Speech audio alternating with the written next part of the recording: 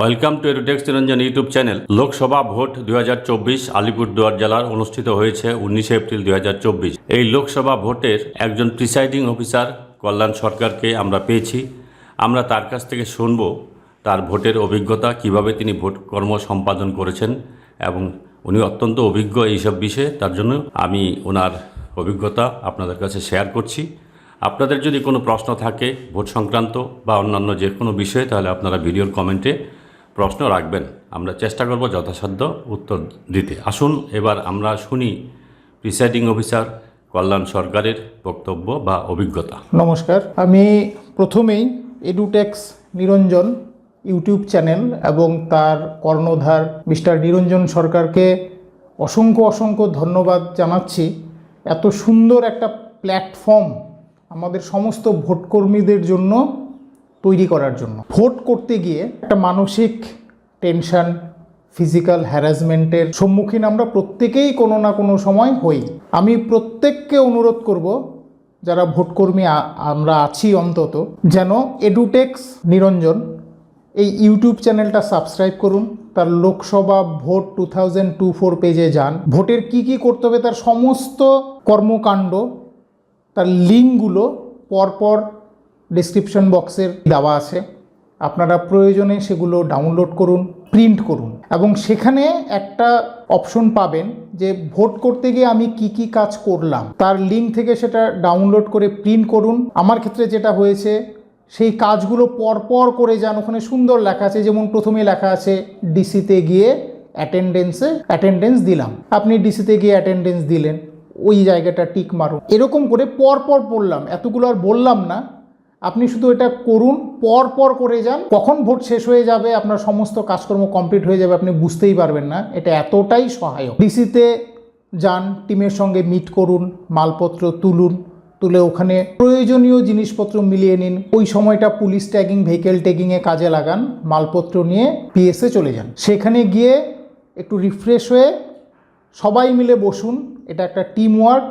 বসে পরের দিনের যে করণীয় কাজ থাকবে সেগুলো প্রত্যেকের কাজগুলো বুঝে নিন, কে কি করবেন। যদি আপনারা নিজেদের মধ্যে মনে হয় যে আমরা কাজের ইন্টারচেঞ্জ করলে কাজটা বেশি ভালো হবে, সেটাও প্রয়োজন মতো আপনারা করে নিতে পারেন।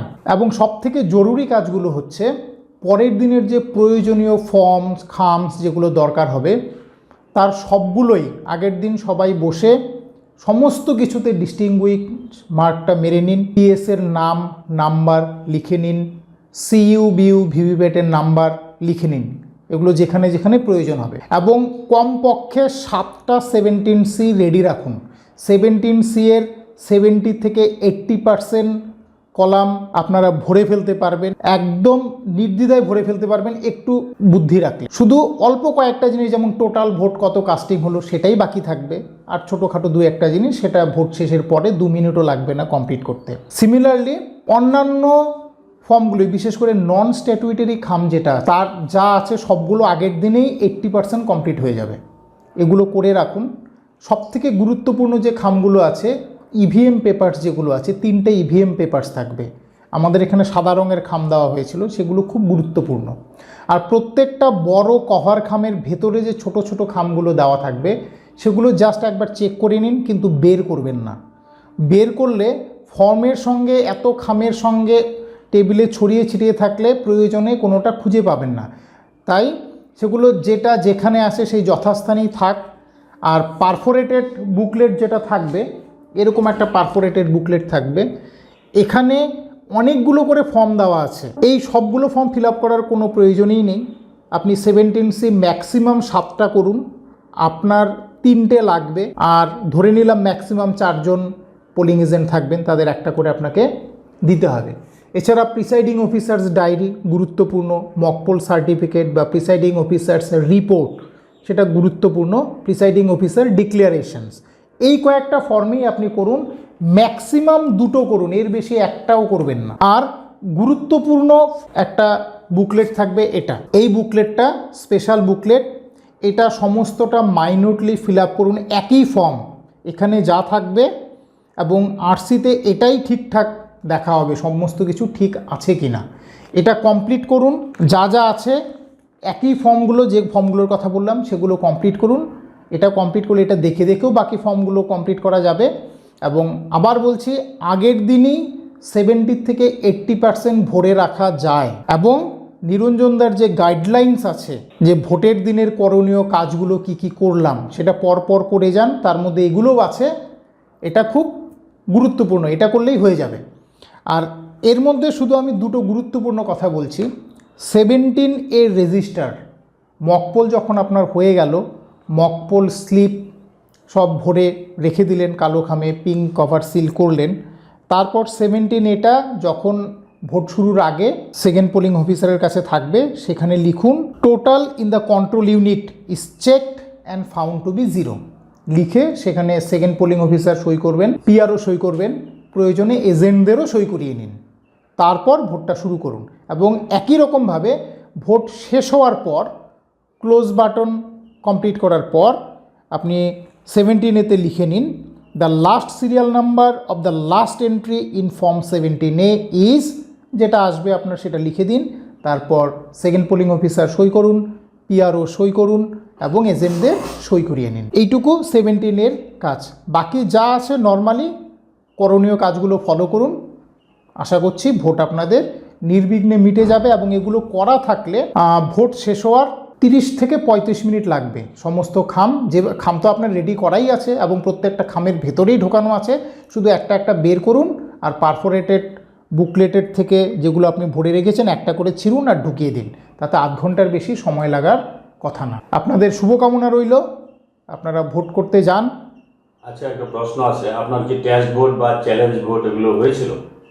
না, টেস্ট ভোট চ্যালেঞ্জ ভোটের কেস যেন অ্যারাইজ না করে সেটা একটু বুদ্ধিদীপ্তভাবে ম্যানেজ করে নেবেন।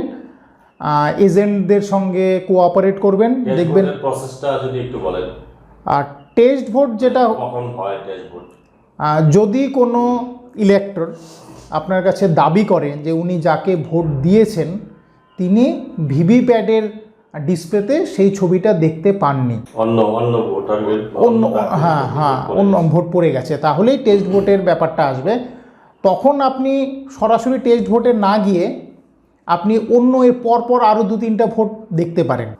অন্যান্য ভোটাররাও একই রকম, ইলেক্টররা একই রকম কমপ্লেন করছেন কি না। যদি দেখেন অন্য কেউ একই রকম কমপ্লেন করছেন না, তাহলে আপনি বুঝতেই পারবেন যে ব্যাপারটা উনি যেটা দাবি করছেন, যে ইলেক্টর দাবি করছেন যে যাকে ভোট দিয়েছেন সেটা হচ্ছে না, কাজেই সেটা ঠিক নয়।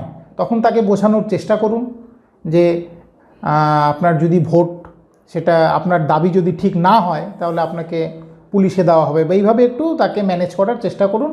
আর যদি না মানতে চান তখন তাকে দিয়ে টেস্ট ভোট আপনাকে করাতে হবে। এবং টেস্ট ভোট করাতে হলে 17C প্রিসাইডিং অফিসার ডায়েরি, এই সমস্ত ফর্মগুলোকে আপনার এন্ট্রি করতে হবে। টেস্ট ভোট কাকে দিল সেখানে নির্দিষ্ট লেখা আপনার অপশন পেয়ে যাবেন, পয়েন্টগুলো ওখানে করাই আছে। এবং টেস্ট ভোট যিনি দিলেন তার কাছ থেকে একটা ডিক্লারেশন আমাদের নিতে হবে। অনেক ধন্যবাদ। মকপোল করার ক্ষেত্রে কি নমস্কার। সাবধানতা অবলম্বন করতে হবে? অনেকেই দেখা গেছে মকপোল থেকে বের করে। মকপোল করার ক্ষেত্রে আমি একটাই বলবো, আপনি যখন মেশিন সব সেট করবেন, সেট করার পর কন্ট্রোল ইউনিট অন করার আগে ভিভিপ্যাটের বাটনটা আপনি ভার্টিক্যাল করে নিন, হরাইজন্টাল বাটনটা সেটা আগে করবেন অবশ্যই। না হলে কন্ট্রোল ইউনিট অন করার পর এরর দেখাতে পারে। এরপরে আরেকটা কাজ যেটা করবেন, কন্ট্রোল ইউনিট অন করার পর আপনি যথেষ্ট সময় দিন, যথেষ্ট সময় দেবেন। ওখানে পরপর সব দেখানোর পর লাস্ট যে লেখা আসবে ইভিএম ইজ রেডি, এই রেডি কথাটা না আসা পর্যন্ত আপনারা ওয়েট করুন, মকপোল স্টার্ট করবেন না। এখানে 2-1টা বুথে দেখা গেছে তারা আগেই স্টার্ট করে দিয়েছেন ইভিএম ইজ রেডি কথাটা আসার আগে, তাদের ক্ষেত্রে কিন্তু মকপোল ইনভ্যালিড দেখাচ্ছিল, পরে অবশ্য প্রবলেমটা সলভ হয়ে গেছে। এটা একদম অবশ্যই মাথায় রাখবেন। আর ভোট চলাকালীন একটা জিনিস মাথায় রাখতে হবে, কখনো ব্যালট ইস্যু করার পর হয়তো ভোট যিনি দিচ্ছেন নতুন ভোটার হতে পারেন বা আনস্মার্ট ভোটার হতে পারেন, তারা হয়তো ঠিক বুঝতে পারেন না বাটনটা অ্যাকচুয়ালি প্রেস হলো কি না, সেক্ষেত্রে হয়তো অনেকে ভোট না দিয়েই বেরিয়ে যেতে পারেন। সেটা আপনাদের একটু সজাগ থাকতে হবে যেন বিপ আওয়াজটা হয় এবং সেই অবধি ইলেকটোরালকে অপেক্ষা করতে বলুন, তারপর বেরিয়ে যেতে দিন। না হলে 17 রেজিস্টার, ভোটার রেজিস্টার এবং ইভিএম মেশিনের টোটালে আপনাদের মিচম্যাচ হবে। এবং তাতে কিন্তু একটা সমস্যা তৈরি হতে পারে। এই জন্য আপনারা কিছুক্ষণ পর পর, অন্তত 1 ঘন্টা পর পর টোটালটা আপনারা একটু মিলিয়ে চেক করে নিন। এইটুকু ঠিক থাকলে আর কোনো সমস্যা হওয়ার কথাই নয়। অনেক ধন্যবাদ এত সুন্দরভাবে বিষয়টি নমস্কার। উপস্থাপন করার জন্য। প্রিসাইডিং অফিসার কল্যাণ সরকারকে অশেষ ধন্যবাদ। তিনি এত মূল্যবান সময় দিয়ে এই ভিডিওটি করার জন্য এবং তার অভিজ্ঞতা তিনি এত সুন্দরভাবে ব্যক্ত করেছেন, তার জন্য আমরা আন্তরিকভাবে তার কাছে কৃতজ্ঞ। Thanks for watching.